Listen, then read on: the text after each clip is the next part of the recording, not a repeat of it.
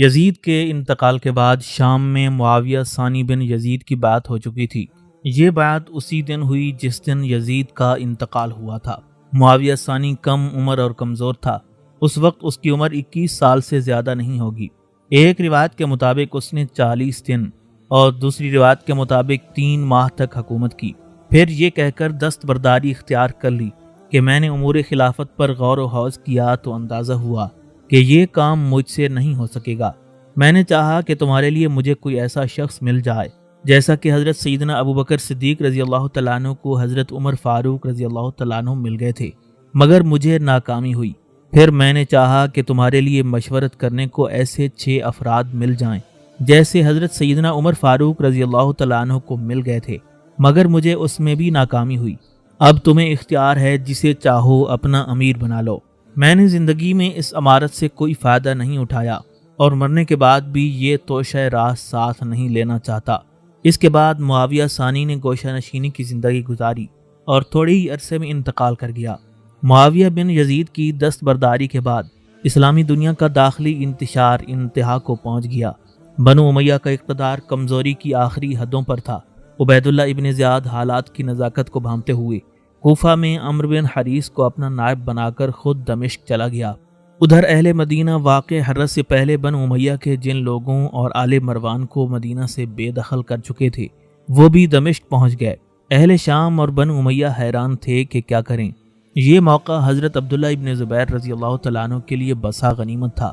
مکہ اور مدینہ میں ان کی بیعت ہو ہی چکی تھی اور اب بصرہ، کوفہ، جزیرہ، مصر اور شام کے اکثر علاقوں میں وہاں کے گورنروں نے آپ کی بیعت کر لی۔ صرف شام کا ایک علاقہ اردن، جہاں مالک بن بہدل کلبی گورنر تھا اور یہ یزید کا ماموں تھا، ابن زبیر کی بیعت سے باہر تھا۔ خلافت مستحکم کرنے کے بعد ابن زبیر نے کچھ تقرریاں کیں، لیکن مختار ثقفی کو کہیں کا گورنر نہیں بنایا۔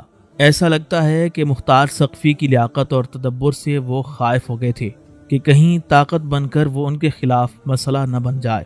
مختار بڑے تحمل سے دیکھو اور انتظار کرو کی پالیسی پر قائم رہا۔ اس کی حالت میں 5-6 ماہ گزر گئے۔ اس دوران جو بھی وفد کوفہ سے آتا وہ اس سے وہاں کے حالات اور اہل کوفہ کے رجحانات تفصیل سے دریافت کرتا۔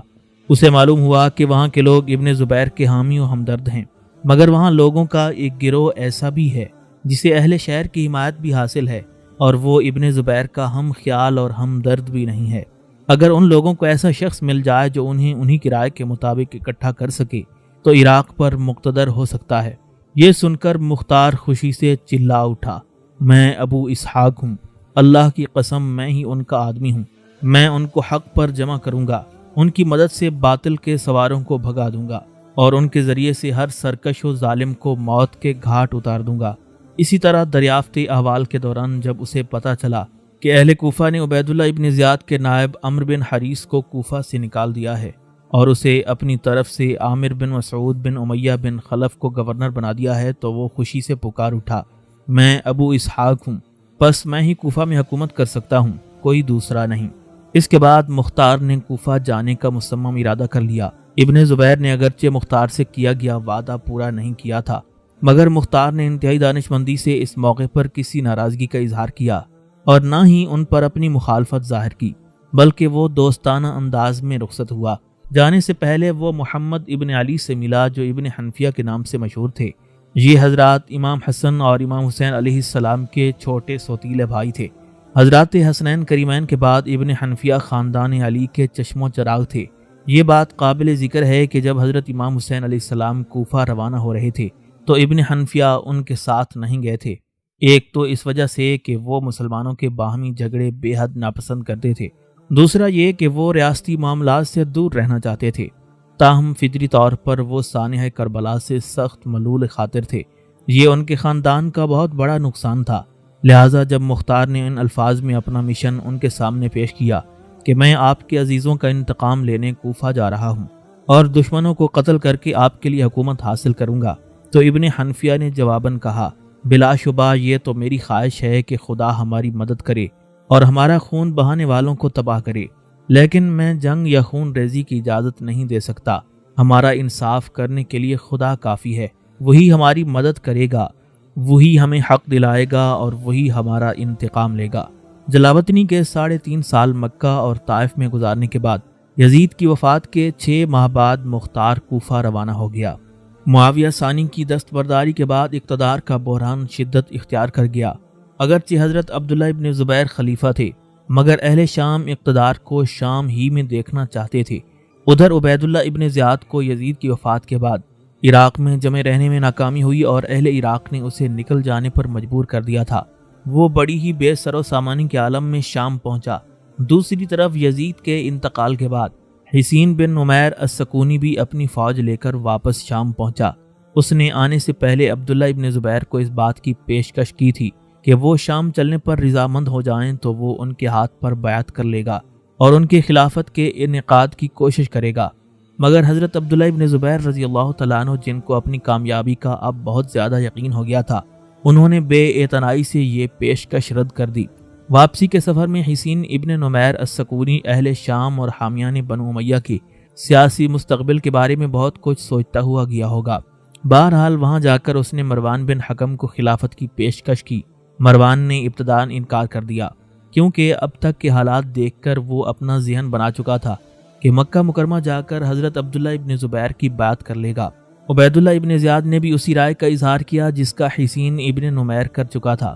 اس نے مروان کو یہ کہہ کر قائل کرنا چاہا کہ تم خود بزرگ قریش اور سردار قوم ہو، تمہیں ابن زبیر کی بات کسی حال میں نہیں کرنی چاہیے۔ رفتہ رفتہ مروان بن حکم اور حامیان بنو امیہ کا یہی خیال ہو گیا۔ یہ وہ وقت تھا جب ضحاک ابن قیس فہری دمشق میں اہل دمشق کے خود مقرر کردہ عامل کے طور پر موجود تھے۔ یزید کی وفات کے بعد کئی جگہ ابن زبیر اپنے عامل مقرر کر چکے تھے اور کئی جگہ پر پہلے سے مقرر عاملوں میں ابن زبیر کی حمایت کا اعلان ہو گیا تھا۔ مثلا عراق پر حضرت عبداللہ ابن زبیر نے اپنے بھائی مصعب ابن زبیر کو عامل مقرر کیا تھا، جبکہ حمص کے عامل نعمان بن بشیر انصاری اور قنسرین کے ظفر بن حارث کلابی نے ابن زبیر کو خلیفہ مان لیا تھا۔ الجزیرہ، عراق، خراسان اور باقی تمام بلاد اسلامیہ کے ممبروں پر ابن زبیر کے لیے دعائیں کی گئیں۔ یزید کے ماموزاد بھائی حسان بن مالک بن بہد الکلبی کے لیے یہ صورتحال کسی طور پر قابل قبول نہیں تھی۔ وہ حضرت امیر معاویہ کے زمانے سے اب تک فلسطین کا عامل چلا آ رہا تھا۔ وہ بنو امیہ کا ہمدرد تھا اور فلسطین میں اس کا خاصا اثر و رسوخ تھا، لیکن اس صورتحال میں اس کا مزید مسند گورنری پر قابض رہنا دشوار تر ہو چکا تھا۔ لہٰذا اس نے روح بن زمباہ جزامی کو فلسطین میں اپنا نائب بنایا اور خود اردن چلا گیا۔ یہاں بنو امیہ کے اقتدار کی بحالی کے لیے فضا ہموار کرنے لگا۔ اس سلسلے میں اس کے پاس 2 نام تھے، ایک عبداللہ ابن یزید کا اور دوسرا خالد ابن یزید کا۔ روح بن زمباہ ابتدا ہی سے خلفائے بنو امیہ کا مشیر رہا تھا اور اس عہد کی سیاست پر اس کی گہری نظر تھی۔ قبیلہ لخم اور جذام میں اس کا اثر و رسوخ تھا۔ فلسطین کے معاملات سنبھالنے میں وہ ان قبائل سے مدد لے سکتا تھا۔ ان تمام حقائق کے باوجود حسان کے جانے کے بعد ناقل ابن قیس نے روح بن زمباب کے مقابلے میں خروج کیا، اسے فلسطین سے نکلنے پر مجبور کر دیا۔ فلسطین پر قابض ہو کر ناطل ابن قیس عبداللہ ابن زبیر کے لیے بیعت لینے لگا۔ ضحاک ابن قیس کے لیے دمشق کی حکومت کوئی پھولوں کی سیج نہیں تھی۔ وہ ہر طرف سے بنو امیہ کے حامیوں سے گھرا ہوا تھا۔ وہ ابن زبیر کی طرف مائل ضرور تھا، لیکن ابھی تک اس نے ابن زبیر کے لیے بیعت نہیں لی تھی۔ اہل دمشق اس کے گرد اس لیے جمع ہو گئے تھے کہ جب تک معاملات سدھر نہیں جاتے، ضحاک ان کی نمازوں میں امامت کر لے اور دمشق کے انتظام کو قائم رکھے۔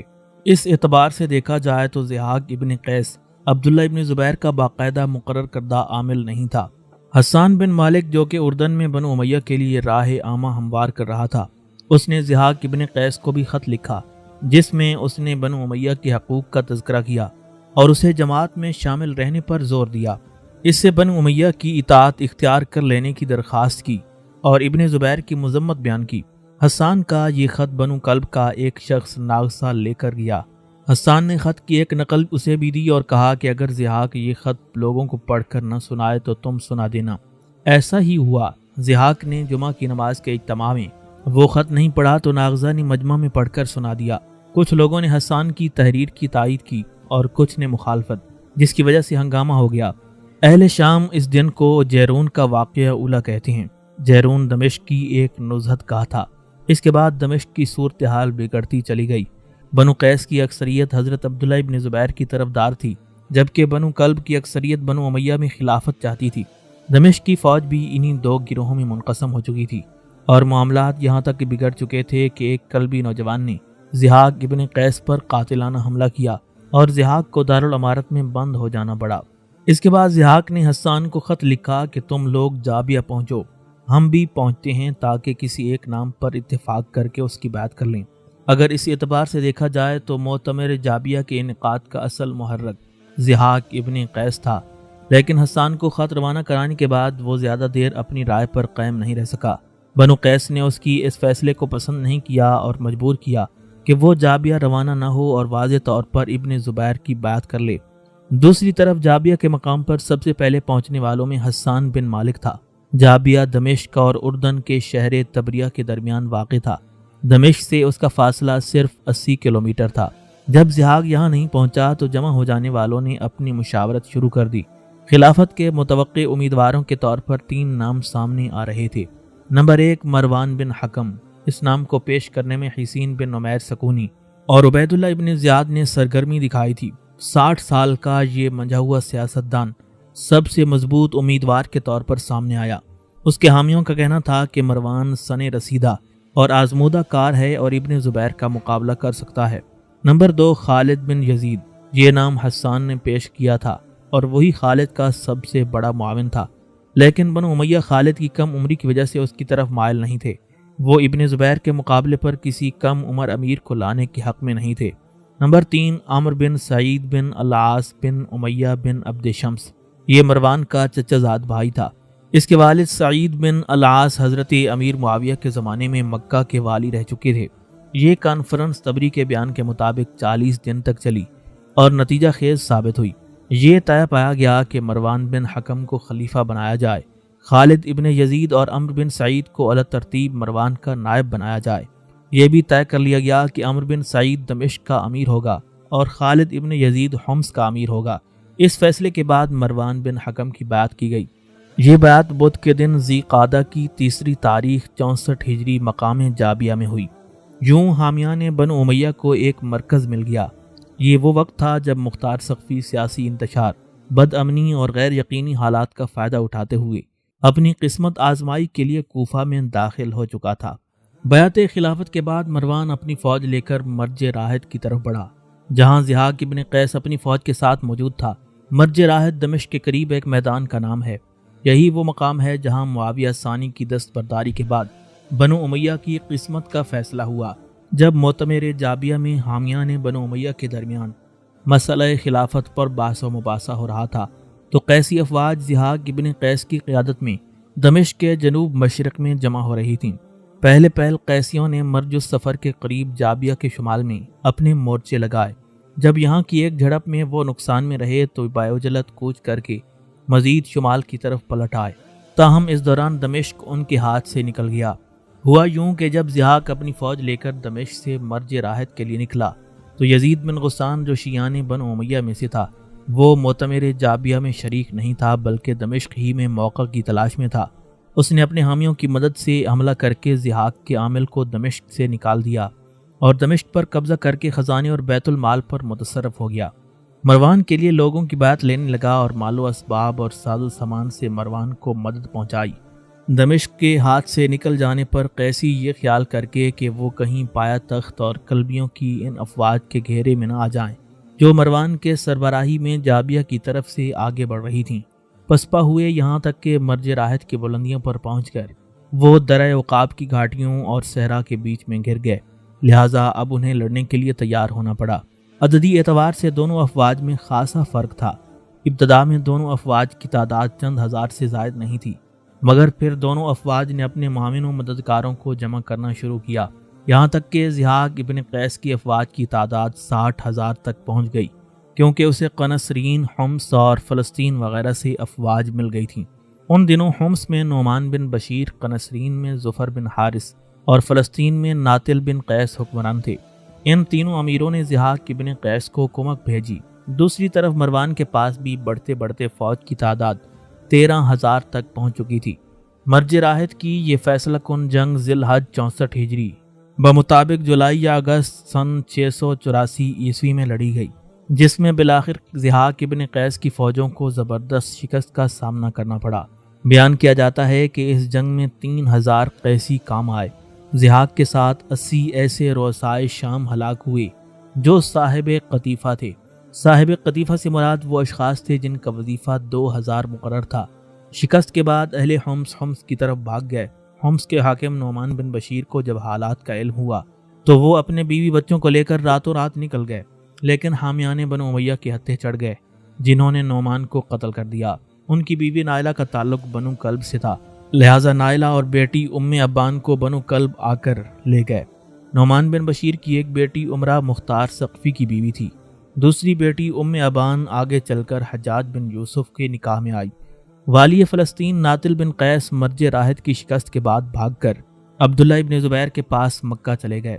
ظفر بن حارث فرار ہو کر قرقیسیہ پہنچا اور قرقیسیہ کے قلعے پر قابض ہو گیا۔ ظفر کے فرار پر کلبی شعراء نے ہجویہ اشعار کہے اور ظفر بھی مدت دراز تک اپنی صفائی پیش کرتا رہا۔ وہ کہتا ہے کہ آپ بنی کلب ہماری برچھیوں سے بچ جائیں گے اور جنگ راحت کے کشتوں کا اور وہ کیسے کشتے تھے عوض نہیں لیا جائے گا۔ اس لغزش کے سوا کہ میں اپنے 2 ساتھیوں کو چھوڑ کر بھاگ گیا، مجھ سے کوئی قصور سرزد نہیں ہوا۔ کیا اس لڑائی میں جو ایک قصور مجھ سے ہو گیا اس کے سبب سے میرے کارنامے اور میری ثابت قدمی مٹا دی جائے گی؟ عمرو بن کلبی نے جواباً یہ اشعار کہے۔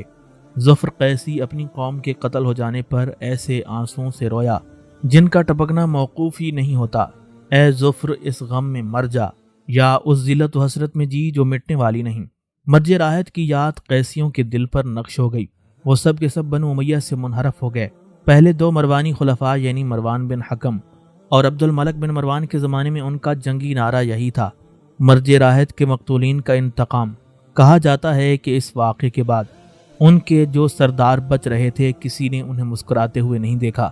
شعراء کے فخریہ اور ہجویہ کلام نے قیسیوں اور کلبیوں کے درمیان عداوت کی خلیج کو وسیع سے وسیع کر دیا۔ یہ قیسی کلبی جھگڑے پورے اموی دور میں چلتے رہے، یہاں تک کہ اسی کی وجہ سے خلافت ابن امیہ زوال سے ہمکنار ہوئی، بلکہ اسی کشمکش کی نشاندہی شام و لبنان کی عہد حاضر کی سیاست میں بھی کرتا ہے۔ الغرض قیسیوں کے رنج و غضب کے نعروں کے جواب میں کلبی اپنی فتح کے گیت گاتے گاتے مرج راحت کی فتح کی خوشیاں منانے کے سلسلے میں کلبی شعراء بنو امیہ کی کامیابی سے زیادہ اپنی فتح پر زور دیتے تھے۔ ان کی نظموں میں یہی دل پسند موضوع از خود ترقی کرتا گیا۔ اس میں وہ اس قدر آگے بڑھ گئے تھے کہ مروانی خلفاء کا بھی لحاظ نہیں کرتے تھے، کیونکہ ان کے خیال کے مطابق وہ ان کے آقا نہیں بلکہ زیر بار احسان تھے کہ انہیں خلافت انہی کلبیوں نے دلوائی تھی۔ قیس و قلب کی یہ آویزش وقت کے ساتھ ساتھ بڑھتی رہی، چونکہ خلافت مروانیوں کو مل گئی تھی جس کے پشت پناہ کلبی تھے، لہذا مروان کے اعلان خلافت نے کلب و قیس میں ایک دوسرے کی مکمل بیخ کنی کرنے کے لیے ایک بے رحمانہ جنگ کا آغاز کر دیا تھا۔ سب سے پہلے قضائی، پھر یمنی اور آخر میں تغلب بھی یک کے بعد دیگرے اس مہلک آویزش میں الجھتے چلے گئے۔ مروانی خلفاء میں سے بیشتر اپنے ننھیالی رشتہ داروں کو خوش رکھنے کی خاطر خود بھی ان جنگوں میں بلا واسطہ یا بالواسطہ شریک ہو گئے۔ اس سے عربی قبائل کا اتحاد و اتفاق جو سفیانی خلفاء کے عہد میں نامکمل سا قائم ہوا تھا بالکل شکستہ اور بنو امیہ کے زوال میں سرعت کا باعث ہو گیا۔ یہاں ایک سوال یہ بھی پیدا ہوتا ہے کہ مارکہ مرج راحت میں کلبی اپنی تعداد کی واضح کمی کے باوجود قیسیوں پر کیوں کر غالب آ گئے؟ مسعودی مروان کی ایک فوجی چال کا تذکرہ کرتا ہے، مگر العقد الفرید کے مصنف نے اس چال کی جو کیفیت بیان کی ہے اس کی بنیاد پر اسے کسی جنگی چال کی بجائے ایک مجرمانہ حرکت کہنی چاہیے۔ مروان نے اپنے حریفوں کو فریب دے کر پہلے صلح کی دعوت دی، جب وہ لوگ مطمئن ہو گئے تو ناگاہ حملہ کر دیا۔ قیسی مصالحت کے دھوکے میں بغیر اسلحہ بند ہوئے آرام سے بیٹھے تھے، یہی ناگہانی حملہ ان کی ہزیمت کا سبب بن گیا۔ ایک سبب یہ بھی ہو سکتا ہے کہ مرج راحت کے مارکے سے پہلے جب قیسی فوج نے مرج السقر میں مورچے لگائے تو بنو امیہ کو خاصی مہلت مل گئی اور انہوں نے اس مہلت سے فائدہ اٹھایا کہ قیسیوں سے ان کے عارضی حلیفوں یعنی یمنیوں اور قضائیوں کو علیحدہ کر لیا۔ اس مقصد کے لیے شاید دمشق کا خزانہ اور وہ کثیر دولت جو زیاد ابن ابی کے خاندان عراق سے لایا تھا کام میں آئی ہو۔ پھر ملک شام کے عرب ضحاک کی فوج میں کچھ زیادہ مطمئن نہیں تھے، بلا شبہ وہ یہ سمجھتے تھے کہ ابن زبیر کی کامیابی سے شام کا اقتدار ختم ہو جائے گا۔ سفیانیوں کے عہد حکومت کے آغاز سے شامی قبائل کو جو ممتاز مرتبہ اور غلبہ حاصل رہا ہے اس پر برا اثر پڑے گا، لہذا شام کے عرب اور دیگر یمنی مروانی فوجی سے جا ملے اور شامیوں کی یہی علیحدگی فیصلہ کن ثابت ہوئی۔ مرج راحت کی جنگ امویوں کے لیے دوسری جنگ صفین تھی۔ اس فیصلہ کن جنگ کا فوری نتیجہ تو یہ نکلا کہ اس جنگ نے بنو امیہ کو حکومت واپس دلا دی، ورنہ مٹ چکی ہوتی اور خلافت بجائے بنو امیہ کے بنی اسد بن عبد العزیٰ میں جا چکی ہوتی۔ کم از کم شام کی حد تک بنو امیہ کی قسمت کا فیصلہ ہو گیا اور پورے شام نے مروان کی اطاعت قبول کر لی۔ حضرت عبداللہ ابن زبیر کی خلافت کا مستقبل کم از کم شام کی حد تک تاریک ہو گیا۔ مارکہ مرج راحت کے بعد مروان بن حکم دمشق میں داخل ہوا، دارالامارت میں قیام کیا اور بحیثیت خلیفہ کے اس کی بیعت کی گئی۔